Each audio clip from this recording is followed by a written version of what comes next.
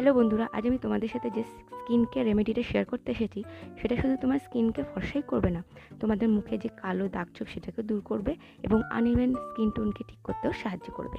চলো তাহলে দেখে নিই কী কী লাগছে। প্রথমে দিতে হবে 1 চামচ আটা। হ্যাঁ, যে আটার আমরা রুটি খাই সেই আটা। আর তারপর তার উপর সাথে দিতে হবে 1 চামচ টক দই। তোমরা জানো টক দইতে ল্যাকটিক অ্যাসিড থাকে, যেটা আমাদের স্কিনের কালো দাগছোপকে লাইট করতে সাহায্য করে। এরপর আমরা দেবো একটু মধু, যেটা আমাদের স্কিনকে ময়শ্চারাইজ করবে। এবার এই তিনটেকে মিশিয়ে একটা স্মুথ ক্রিম বানাবো। এবার এই স্মুথ পেস্টটাকে মুখে লাগাতে হবে এবং মুখে লাগিয়ে তুমি 10 মিনিট রেখে তারপরে এটাকে একটা ভেজা টাওয়েল দিয়ে মুছে ফেলবে এবং তারপরে জল দিয়ে মুখটা ধুয়ে ফেলবে। দেখবে তোমার মুখটা কত সুন্দর হয়ে গেছে। দিনে দিনে তোমার মুখের কালো দাগছোপগুলো কীভাবে পরিষ্কার হয়ে যাচ্ছে। আর এর কি রেজাল্ট হয় আমাকে কমেন্ট বক্সে কিন্তু অবশ্যই জানাবে। আর হ্যাঁ, তোমাদের যদি আমার এই স্কিন কেয়ার রেমেডিসগুলো ভালো লেগে থাকে তাহলে একটা লাইক করো।